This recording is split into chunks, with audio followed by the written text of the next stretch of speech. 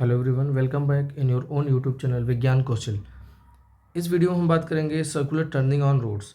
जब व्हीकल से हम हॉरिजॉन्टल रोड पे चलते हैं, मतलब यहाँ पे हॉरिजॉन्टल सर्कुलर मोशन का एग्जांपल होगा। हॉरिजॉन्टल रोड पे चलते हैं तो डेफिनेटली जब हम कहीं टर्न लेते हैं तो टर्न, एक छोटे से टर्न को एक सर्कुलर आर्क अगर हम मान लें तो वहाँ पे हमें टर्न करने के लिए डेफिनेटली एक सेंट्रीपिटल फोर्स चाहिए जो हमारा डायरेक्शन को चेंज करे, है ना। बाहर से कोई अगर देखेगा आपको तो आप सीधे जा रहे थे तो सीधे जाना चाहिए था आपको यहाँ पे। तो मुड़ कैसे गए? मुड़ने के लिए एक फोर्स आया जो आपके डायरेक्शन को चेंज किया, और उसी फोर्स को हम क्या बोल दिए? Centripetal force. प्रीवियस लेक्चर में हमने सेंट्रीपिटल और सेंट्रीफ्यूगल के बारे में बड़े अच्छे से बात किया था प्रीवियस वीडियो में। यहाँ पे मैं एक साइकिल का एग्जांपल ले पा रहा हूँ क्योंकि आप ज़्यादा से ज़्यादा लोगों ने चैनल को सब्सक्राइब नहीं किया है। चैनल को सब्सक्राइब करें तो बेटर होगा, ताकि मैं आगे कार जैसे एग्जांपल भी सोच सकूँ। ओके बच्चों, वीडियो को अंत तक देखें ताकि आपको पूरा समझ में आए और अपने दोस्तों के साथ शेयर करें। चलिए, ये सेंट्रीपिटल फोर्स फ्रिक्शन से मिल सकता है रोड और कार के टायर या व्हीकल के टायर पहिए के बीच, और बाय बैंकिंग ऑफ रोड्स, इसके बारे में चर्चा करेंगे कि बैंकिंग ऑफ रोड्स क्या होता है। और bye both friction and banking of road, real life में ज़्यादातर ये देखने को मिलता है। चलिए, पहला वाला एग्जाम्पल हम देखते हैं, by banking only, by friction only, sorry. तो बाय फ्रिक्शन ओनली देखें अगर हम, तो ध्यान से देख सकते हैं कि अगर आप रोड पे ऐसे टर्न ले रहे हैं तो सर्कुलर पाथ है अगर ये, तो चलिए इसको हमें पूरा सर्कल का पार्ट इतना ही था, हम इसको पूरा सर्कल बनाए थे। अगर ये पूरा घूमता तो ऐसे घूम जाता। हॉरिजॉन्टल सर्कल है, बट ये ध्यान रखिएगा प्लीज़। अब आपका बाइक, कार, व्हीकल जो भी यहाँ पे था, अब ये ऐसे है। अब आप यहाँ पे कार या बाइक लेके चल रहे हैं, डेफिनेटली ऐसे मान लूँ, तो आपको नॉर्मल रिएक्शन अर्थ से मिलेगा, बैलेंस करेगा आपके वेट को। मतलब वर्टिकल डायरेक्शन में आप ऊपर नीचे जा नहीं रहे, सड़क पे से चिपक के चल रहे हैं, तो यहाँ पे आपका नॉर्मल डायरेक्शन वेट के बराबर है, करेक्ट। जब आप सर्कुलर टर्न लेंगे हॉरिजॉन्टल सर्कल में, तो सर्कुलर टर्न लेंगे तो आप दो तरीके से, तो अंदर की तरफ कौन आपको, यहाँ पे क्या बोला, centripetal force provided by friction only. तो ये फ्रिक्शन आपको क्या प्रोवाइड कर रहा है? सेंट्रीपिटल फोर्स, मतलब बाहर से कोई देख रहा है उसके फ्रेम के रिस्पेक्ट में, centripetal real toward the centre, mv²/r। मतलब हमारे जो व्हीकल का मास m है और जब टर्न ले रहा था उसकी स्पीड v थी, तो ये फ्रिक्शन। बट अगर हम स्यूडो फोर्स या नॉन इनर्शियल से देखें सेंट्रीफ्यूगल का केस में, तो फॉर्मूला तो सेंट्रीपिटल सेंट्रीफ्यूगल का सेम रहेगा, बट ऐसे सोचते हैं, जब आप टर्न ले रहे थे तो आप अगर स्किड करते तो किधर करते? बाहर की तरफ कि अंदर की तरफ? जब आप स्किड करते तो बाहर की तरफ करते। और बाहर की तरफ स्किड ना करे, इसके लिए अंदर से कोई आपको रोके, तो अंदर से कौन रोकेगा? बाहर स्किड करेंगे तो फ्रिक्शन किधर लगेगा? अंदर। सड़क पे चलते समय स्किड करेंगे ना, आउटर सरफेस से गोल घूम रहे हैं, बाहर गिर गए, गिरने के चांस है। अगर आपके रिलेटिव स्लिपिंग हो रही है तो अंदर की तरफ कौन सा फोर्स है जो आपको रोक रहा है? तो बाहर की तरफ लगा, मतलब अवे फ्रॉम सेंटर, सेंट्रीफ्यूगल। और सेंट्रीफ्यूगल कौन बैलेंस किया? अंदर कौन रोका आपको? वही फ्रिक्शन। और स्लिप हुए नहीं, स्लिप होने की टेंडेंसी थी, इसलिए कोई फ्रिक्शन, तो ये फ्रिक्शन कौन सा एक्चुअली? स्टैटिक फ्रिक्शन है। और मैक्सिमम कितनी स्पीड से आप मूव कर सकते हैं कि आप स्लिप ना हो? स्लिप ना हो मतलब maximum value of static friction. तो हम इसको ऐसे लिख सकते हैं कि आपका जो लिमिटिंग फ्रिक्शन है वो बड़ा या बराबर हो, है ना। लिमिटिंग से ज़्यादा तो हो नहीं सकता, वो सेंट्रीपिटल फोर्स से। तो क्या होता है, हम limiting friction mu into N. कोई पूछे अगर म्यू सिर्फ दिया है तो म्यू लेंगे, स्टैटिक काइनेटिक दोनों दिया है, म्यू कोफिशिएंट ऑफ फ्रिक्शन, तो आप स्टैटिक लीजिए, greater equal to mv²/r, correct है। एन की वैल्यू तो हमें पता चल चुका है, म्यू mg। यहाँ पे हॉरिजॉन्टल प्लेन पे खड़े हैं तो एन आपको नॉर्मल डायरेक्शन mg ही मिलेगा, mv²/r, करेक्ट। स्लिप हुए नहीं है, स्लिप होने की टेंडेंसी थी, तो मैक्सिमम कब तक आपको रोक सकता है? जब तक स्टैटिक की मैक्सिमम वैल्यू तक लिमिटिंग फ्रिक्शन। तो एम यहाँ से कैंसिल आउट होगा, आप देख सकते हैं। तो यहाँ से आपको म्यू ग्रेटर और इक्वल टू मिलेगा v²/rg। मतलब आपको अगर स्पीड दिया है कि मैक्सिमम इतनी स्पीड तक आप चल रहे हैं किसी सर्कुलर टर्निंग पे, और सिर्फ फ्रिक्शन के थ्रू आपको सेंट्रीपिटल मिल रहा है, तो म्यू की वैल्यू इतनी होनी चाहिए। या उसको v से लें तो ये उल्टा हो जाएगा, v लेस और इक्वल टू √μrg।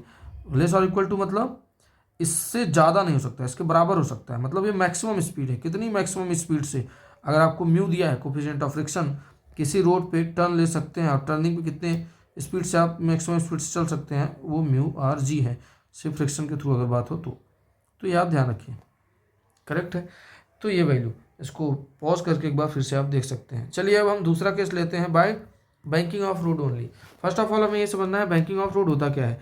जब आप किसी सर्कुलर टर्न पे चलते हैं, मूव करते हैं रोड पे, सर्कुलर टर्न लेते हैं, तो डेफिनेटली हम सिर्फ फ्रिक्शन के ऊपर रिलाई नहीं कर सकते, क्योंकि due to high speeds at the sharp turn, अचानक से कोई टर्न आ जाए जिसका रेडियस बहुत कम हो और हाई स्पीड हो। जरा यहाँ से सोचें, अगर रेडियस कम है और स्पीड ज़्यादा है तो म्यू की वैल्यू बहुत ज़्यादा होनी पड़ेगी। तो हम फ्रिक्शन के ऊपर उतना रिलाई नहीं कर सकते एट शार्प टर्न और एट हाई स्पीड। हम सिर्फ फ्रिक्शन पे रिलाई नहीं कर पाएंगे। तो इसको अवॉइड करने के लिए, सिर्फ उसके ऊपर की रिलायबिलिटी डिपेंडेंसी को अवॉइड करने के लिए हम क्या करते हैं, ऐसे रोड ऐसे चल रहा है तो आउटर वाले पार्ट्स को थोड़ा सा, इनर वाले पार्ट जैसे इधर आप मुड़ रहे थे तो ये आपके लिए इनर है, आउटर वाले को थोड़ा सा इनर के कंपेरेटिवली थोड़ा सा एलिवेट कर देते हैं, ऊपर उठा देते हैं रोड बनाते समय टर्निंग पे। सिर्फ ये जब टर्न ले रहा था तो ये आपने रियल लाइफ में इमेजिन भी कर सकते हैं, देखा भी होगा। तो टर्न लेने यहाँ पे उसको थोड़ा सा ऊपर उठा दिया स्किडिंग को अवॉइड करने के लिए। ये जितना एंगल उठाया आउटर पार्ट को as compared to inner part एक शार्प टर्न पे, उसी को बोलते हैं बैंकिंग। तो आइए यहाँ सिर्फ बैंकिंग देखते हैं। हालांकि बैंकिंग के साथ साथ फ्रिक्शन तो रियल लाइफ में थोड़ा बहुत तो होगा ही, बट हम यहाँ पे सिर्फ बैंकिंग का केस पढ़ रहे हैं। तो आइए देखते हैं। तो आप बोल सकते हैं to avoid the dependency on friction the roads are banked at the turn so that the outer part of the road is somewhat lifted compared to the inner part। तो हम देख सकते हैं, मान लीजिए आप इधर मूव कर रहे थे, करेक्ट, तो आपका ये आउटर पार्ट है जिसको थोड़ा सा उठा दिया, ये रोड था, ये इनर पार्ट है यहीं पे रह गया, आउटर पार्ट यहाँ आ चुका है। तो आप ऐसे देख सकते हैं, आप बाइक से ऐसे थे यहाँ पे या व्हीकल से थे, तो उसको जब मैं थोड़ा सा इसको देखिए उठाऊंगा, यहाँ लाऊंगा तो आपकी ये कार भी तो ऐसी हो जाएगी, व्हीकल भी ऐसी हो जाएगी। ये आपका व्हीकल है, करेक्ट। ज़रा आप एक सेकंड के लिए इसको ध्यान से देखें और सोचिए। तो व्हीकल का मास मान लीजिए m है, उस समय स्पीड v थी, तो इसको नॉर्मल एक्शन मिलेगा, है ना, रोड के थ्रू। रोड आपका भी ये हो चुका है, थोड़ा सा उठा दिया आपने सर्कुलर पार्ट पे, तो ये नॉर्मल एक्शन मिलेगा। और नॉर्मल एक्शन किसके बराबर होता है, हम जानते हैं, कंपोनेंट। न्यूटन्स लॉ में बड़े अच्छे से पढ़ चुके हैं। कंपोनेंट के दो, वेट के दो कंपोनेंट ले लेते हैं। एक हो जाएगा mg cos theta perpendicular to the plane, incline plane, और ये हो जाएगा mg sin theta, correct. But हमें mg cos theta mg sin theta से यहाँ लेने की जरूरत नहीं है। ज़रा सोचिए, आप जब सर्कुलर टर्न ले रहे थे, ये आउटर पार्ट है इनर पार्ट, ऐसे सर्कुलर टर्न ले रहे थे, तो आपको एक सेंट्रीपिटल कौन दे रहा था, सेंट्रीपिटल कौन देगा, जो सेंटर की तरफ होगा, नेट फोर्स सेंटर की तरफ देखिए। या ये सोचिए अगर ये बाहर स्किड करता तो उसको रोकता कौन, अंदर से कौन रोकता, वो सेंट्रीफ्यूगल। तो चलिए देखते हैं। अगर मैंने कहा ये रोड पे, ये आपका व्हीकल्स, ये नॉर्मल रिएक्शन मिला, करेक्ट, ये नॉर्मल, ये आपका इधर हॉरिजॉन्टल प्लेन में, हॉरिजॉन्टल डायरेक्शन में, सॉरी वर्टिकल डायरेक्शन में, ये mg, ये एंगल थीटा होता है, हमें बहुत पहले से पता है ये सब न्यूटन्स लॉ में, तो ये भी थीटा होगा। तो नॉर्मल रिएक्शन का एक कंपोनेंट हो जाएगा इधर n cos थीटा, जो कि उसके वेट को बैलेंस करेगा, करेक्ट।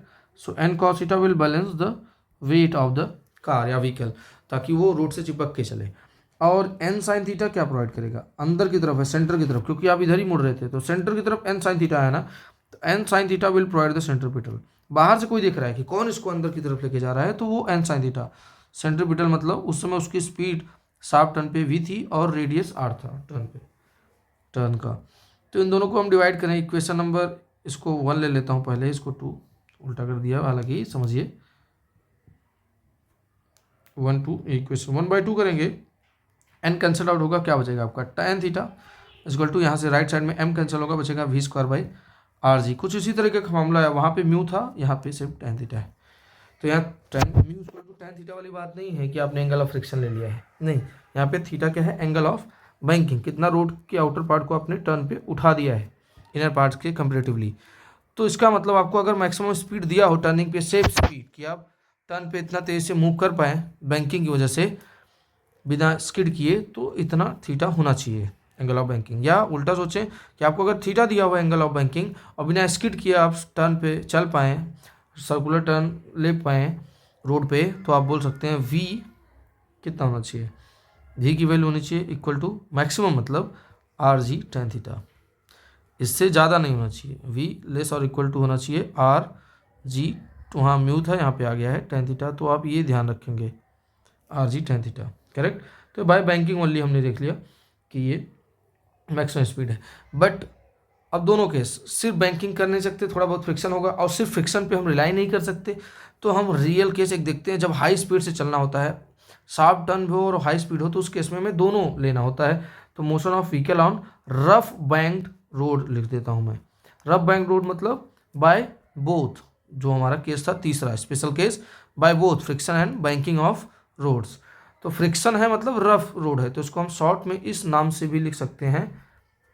मैं लिख देता हूँ थर्ड पार्ट को दूसरे नाम से, ताकि आप समझें, ऐसे भी लिखा जा सकता है क्वेश्चन में कि motion of vehicle on rough banked road.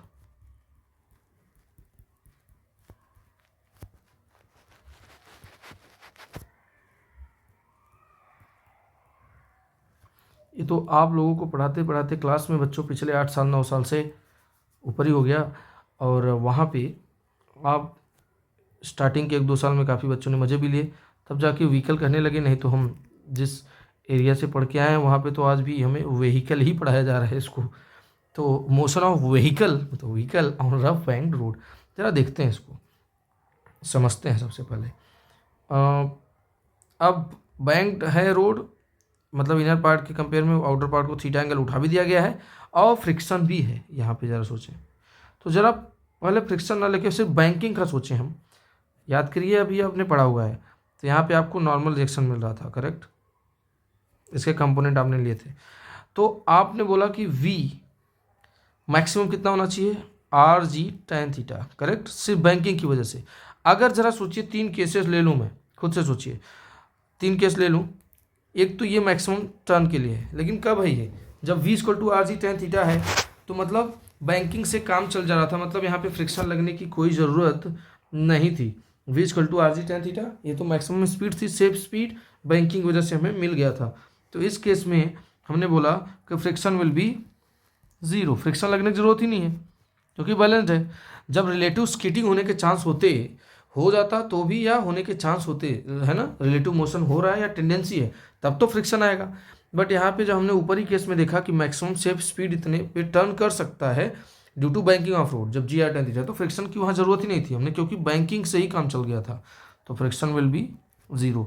भले फ्रिक्शन है, रफ सरफेस है, तो इसका मतलब थोड़ी कि हमेशा फ्रिक्शन ही लगेगा, नहीं ना। रिलेटिव स्लिपिंग कहाँ हुई, ऊपर वाले केस में देखा। बट अगर 2 केसेस देखें, अगर ये आपका V ग्रेटर आ जाए, अच्छा रूट में है, sorry, root GR tan theta, अभी नीचे कमेंट में आप लोग चिल्लाना शुरू कर देते हैं, रूट GR tan थीटा से ज़्यादा हो जाए, या आपका V जो है रूट GR tan थीटा से छोटा हो जाए। अब जरा सोचिए, अगर ये आपका V जो है मतलब ये आप टर्न किधर ले रहे हैं, आप समझ रहे हैं, ये इस बार मैंने इधर से बना दिया है, आउटर प्लेन इधर है, पिछली बार मैंने उधर बनाया था, तो कंफ्यूज मत होना, अब ऐसे बना दिया हूँ। तो इसका मतलब क्या है, अब आपको अंदर की तरफ देखिए, इधर घूम रहे थे ना अंदर, जो कि अंदर कौन था आपका n sin थीटा ना, और ऊपर कौन था, अब तो अभी तो ऊपर लिखा आपने n cos थीटा, पर पिछली बार मैंने किधर मोड़ दिया था उसको, है ना, इधर ही, पिछली बार मैंने इधर मोड़ दिया था उसको राइट साइड में, इस बार लेफ्ट साइड में मोड़ के देख रहा हूँ, दोनों केस देखिए, कंफ्यूज मत हो आप। तो ये n sin theta centripetal provide करेगा, और n cos थीटा उसके वेट को बैलेंस करेगा, ये तो आप जानते हैं, ऊपर देखा आपने, ताकि रोड से चिपक के चले। लेकिन अगर V आपका GR tan थीटा से ज़्यादा है, GR tan थीटा से ज़्यादा अगर आपका V है, इसका मतलब फ्रिक्शन किधर लगेगा, GR tan थीटा से ज़्यादा है, मतलब अगर GR tan थीटा से ज़्यादा नहीं हो सकता था बैंकिंग के केस में, अगर उससे ज़्यादा हो जाता तो रोड अवे फ्रॉम सेंटर गिर जाता ना। अब इस बार टर्न किधर ले रहे हैं, अंदर की तरफ, GR tan थीटा से भी ज़्यादा हो गया, मतलब आप बाहर फेंका जाएंगे, बाहर स्किड कर जाएंगे, बाहर स्किड करेंगे तो फ्रिक्शन किधर लगेगा, अंदर। तो ये ध्यान रखें, जब बाहर स्किड कर गए, GR tan थीटा से भी ज़्यादा हो गए, तो friction F will be inverts. I hope कि आपको समझ में आ रहा है। और आप उससे स्लो चल रहे हैं, इतना चल सकते थे बैंकिंग की वजह से, लेकिन जितना बैंकिंग की वजह से सेफ टर्न ले सकते थे उससे भी स्लो चल रहे हैं, मतलब रोड उठा दिया, बैंक कर दिया, उससे स्लो चलो तो नीचे स्लिप हो जाओगे। स्लिप नीचे हो रहा है, मतलब फ्रिक्शन किधर लगेगा, आउटवर्ड। मतलब यहाँ पे आप बोल सकते हैं कि फ्रिक्शन F विल बी, जिधर आपने उठाया उधर से स्किड करके नीचे जा रहा है, तो F विल बी आउटवर्ड्स, ये याद रखना। और अगर इक्वल है तो सेफ बैंकिंग की वजह से ही चल पा रहे हैं, तो फ्रिक्शन की जरूरत नहीं पड़ी। ठीक है, ये केसेस आपको, तीनों केसेस का मीनिंग है, करेक्ट है। या आप ये सोचिए दूसरे तरीके से, अगर हम बात करें, कुछ राइटर्स ऐसे भी लिखते हैं, अगर हम इससे बात करें कि ये n sin थीटा क्या प्रोवाइड करा था आपको, सेंट्रीपिटल सेंटर की तरफ था, अगर यही n sin थीटा FC के बराबर हो जाए, जो कि आपने ऊपर देखा था, n sin थीटा FC के बराबर हो गया, तो बैंकिंग ओनली से काम चल गया, फ्रिक्शन की जरूरत नहीं आई, जो कि ये वाला केस था।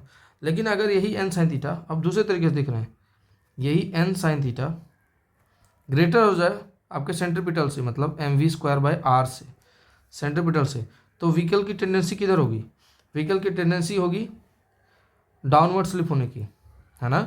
n sin थीटा जरा सोचिए अंदर है, मतलब ऐसे उठा दिया ना आपने, तो n sin थीटा अंदर है, मतलब सेंट्रीपिटल वाला ज़्यादा हो गया, सेंट्रीपिटल वाला ज़्यादा हो गया मतलब टेंडेंसी किधर है उसके स्लिप होने की, अंदर।